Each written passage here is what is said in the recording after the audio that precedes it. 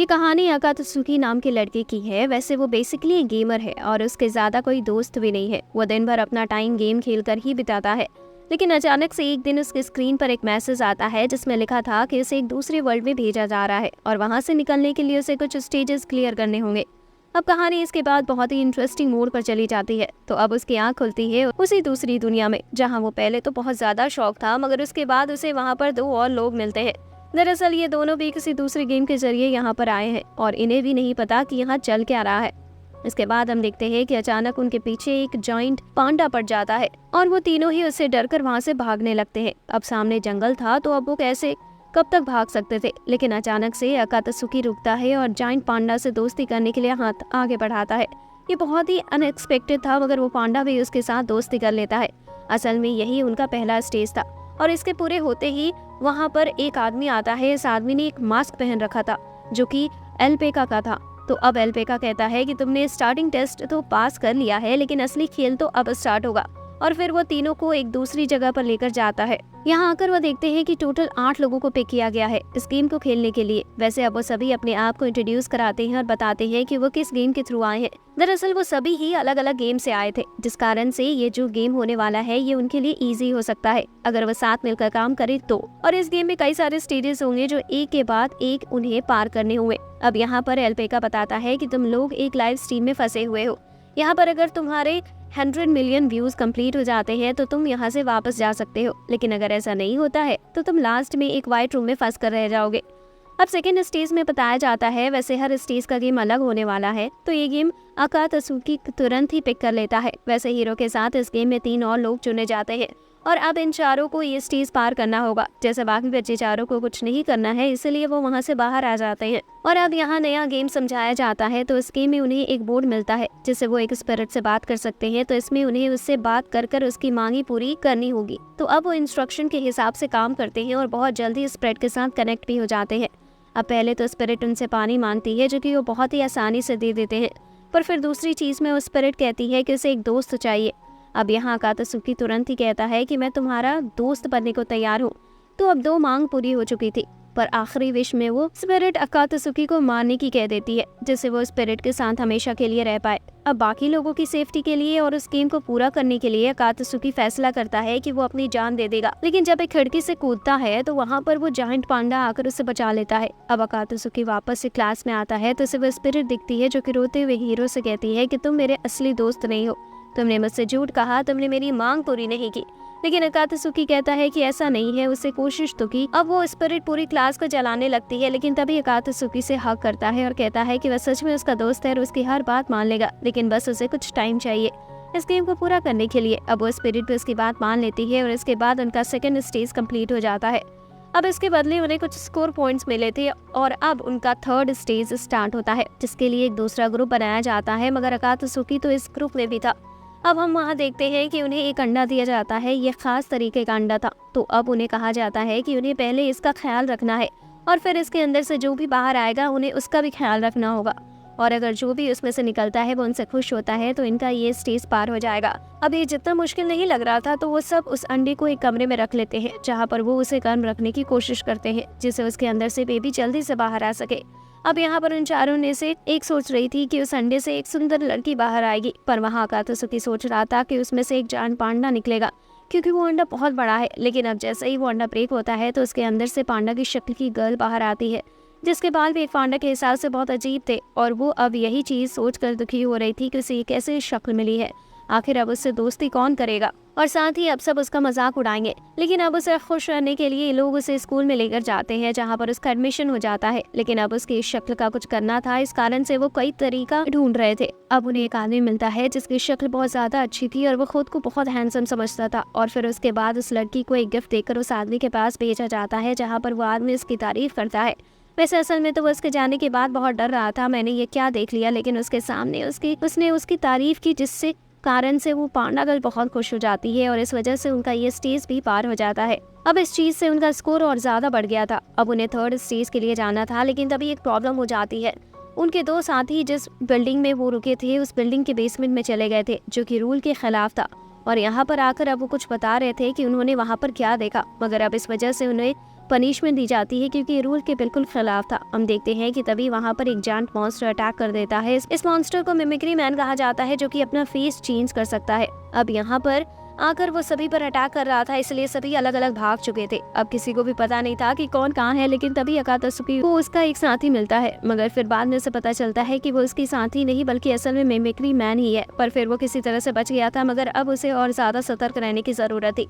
इसके बाद हम देखते हैं कि वो सभी वही बेसमेंट की तरफ भाग रहे थे और फाइनली वो एक दूसरे से मिल जाते हैं और अब वो साथ में प्लान बना रहे थे। यहाँ पर यूजू नाम की लड़की थोड़ी समझदार थी, वो उन्हें अपना प्लान बताती है। वो कहती है कि हम पाइजन के थ्रू उसे खत्म कर सकते हैं, क्योंकि अगर हम उसे ऐसे ही सिर्फ मारते रहेंगे तो वो मरने की जगह बढ़ते ही जाएगा। वैसे यूजू अकात्सुकी को थोड़ा पसंद भी करती है और अब उसके साथ वो कुछ डेड पड़े हुए मिमिक्री मैन ले जाती है, जिन्हें उन्होंने ही मारा था, और अब वो उनसे पॉइजन बनाना चाहती थी। अब अगले दिन उनका प्लान स्टार्ट होना था। जैसे हम देखते हैं कि रात के टाइम जब अकात्सुकी बाथरूम गया था, तभी वहाँ पर यूजू आती है और उस पर अटैक कर देती है। वो बताती है कि वो ये चीज पहले ही नोटिस कर चुकी थी कि वो असली अकात्सुकी नहीं है, और असल में उसका शक बिल्कुल सही था, क्योंकि असल में वो एक मिमिक्री मैन ही था।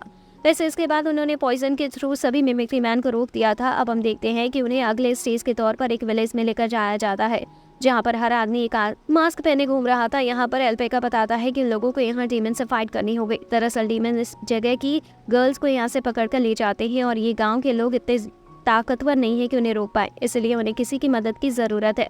अब वो गांव के एल्डर के घर पर जा रहे थे, लेकिन जब वो गेट खोलते हैं तभी एक लड़की उन पर अटैक कर देती है। वो तो किस्मत अच्छी थी कि एक साथी ने उसे रोक लिया था। अब वो गांव की एल्डर से मिलते हैं, जहां पर एल्डर उन्हें सब कुछ बताता है कि कैसे डीमन कभी गर्ल्स को ले जाती है और गांव वालों को खुद उन गर्ल्स को ले जाने देना पड़ता है।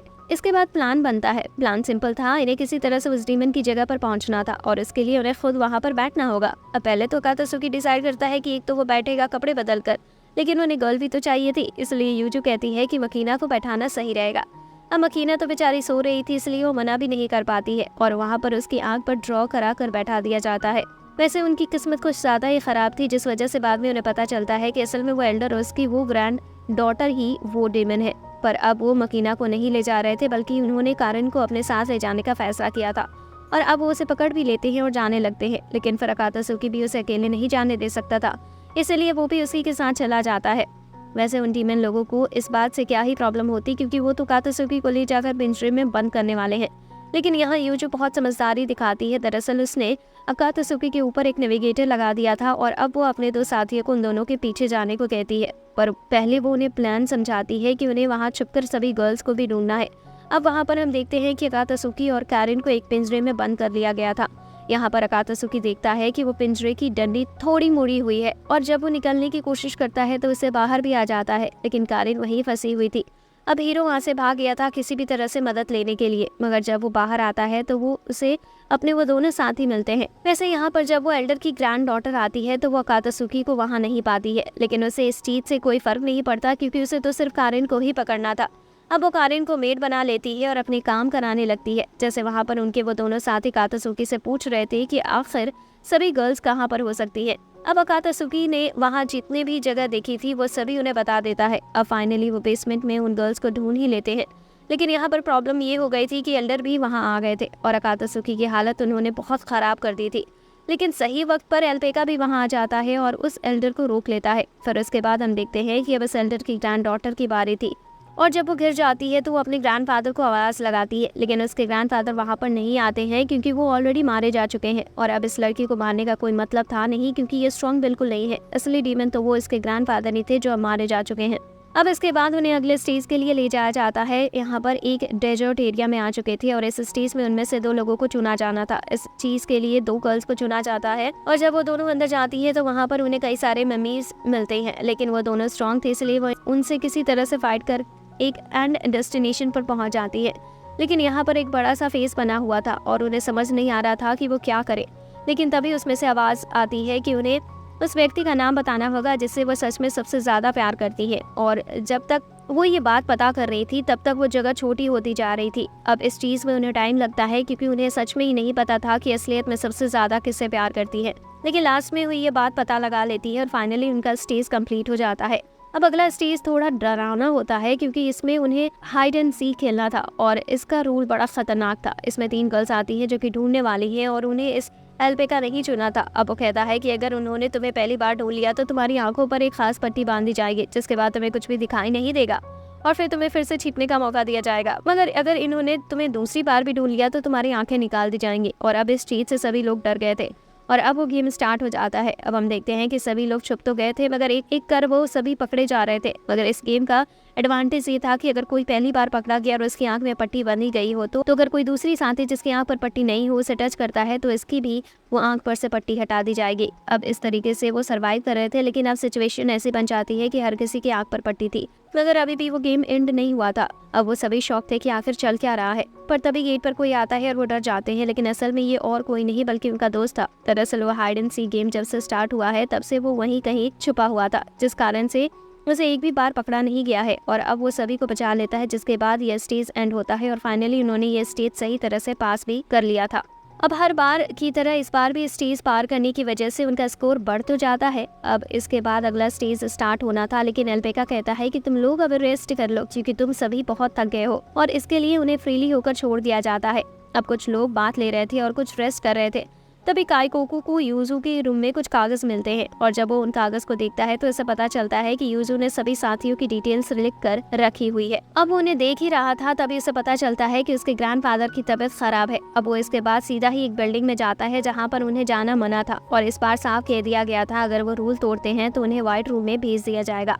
लेकिन वो फिर वहाँ गया था और पकड़ा गया था, जिस कारण से सच में उसे व्हाइट रूम में भेज दिया जाता है। अब काइकोकू वहाँ व्हाइट रूम में बंद था और यहाँ अगले दिन गेम स्टार्ट होना था, लेकिन अब अकातसुकी कहता है कि वो काइकोकू के बिना ये गेम नहीं खेलेगा। अब इस बात से एल्पेका को थोड़ा सा गुस्सा आता है, लेकिन फिर उसे उनकी बात माननी ही पड़ती है और एक नया गेम प्लान करना पड़ता है, जिसमें उसने उन सभी के सामने बहुत सारे पजल के टुकड़े बिखेर दिए थे और कहा था कि उन्हें इसे जोड़ना है, लेकिन वो इतने थे कि उसे बनाने में उन्हें कम से कम 24 घंटे तो लगेंगे ही और जब ये बनेगा तभी उनके दोस्त को छोड़ा जाएगा। अब हम देखते हैं कि काइकोकू भी पूरी कोशिश कर रहा था रूम से बाहर निकलने की और उसे टनल भी मिल गई थी, लेकिन इससे ज्यादा कुछ फायदा नहीं था। अब यहाँ पर हम देखते हैं कि कोई भी उस पजल को नहीं बना पा रहा था क्योंकि वो टुकड़े बहुत ही ज्यादा थे। यहाँ तक कि उस ग्रुप की सबसे समझदार मेंबर मतलब यूजू भी उसे नहीं बना पा रही थी, लेकिन इसके बाद वो सभी से कहती है कि सभी लोग यहाँ से चले जाओ सिर्फ कारिन को छोड़कर।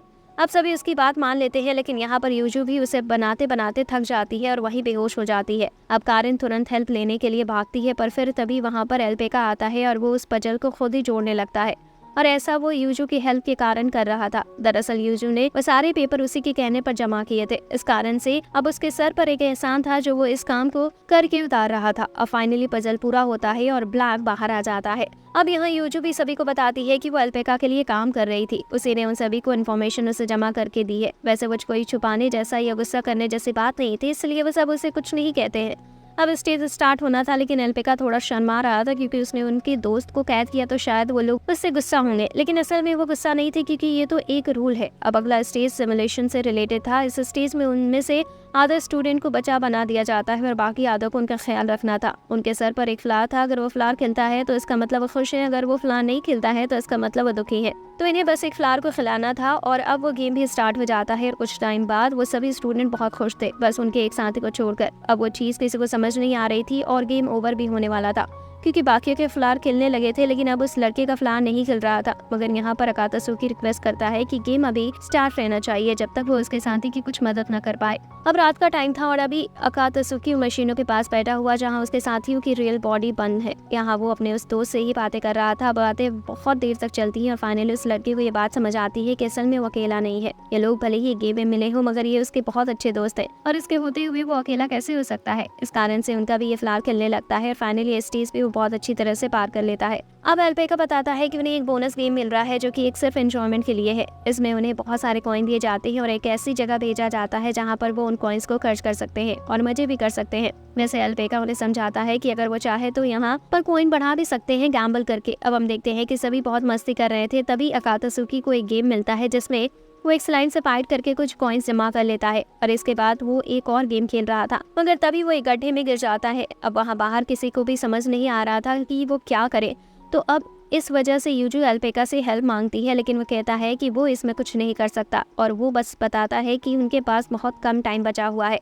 अगर वो इतने टाइम में उसे नहीं बचा पाए तो फिर वो हमेशा के लिए वही गड्ढे में कैद हो जाएगा। अब इनके पास एक रास्ता था, मतलब वो एक विश मांग सकते थे, लेकिन इसके लिए उन्हें बहुत सारे कॉइन्स चाहिए थे। अब यूजू सभी से कॉइन्स मांगती है तो पता चलता है कि सिर्फ मकीनो के पास ही कॉइन्स बचे हुए हैं और बाकी सभी अपने सारे कॉइन्स खत्म कर चुके हैं। अब मकीनो यूजू को सारे कॉइन्स दे देती है, लेकिन उसके पास भी उतने कॉइन्स नहीं थे जितने एक विश मांगने के लिए चाहिए होते हैं।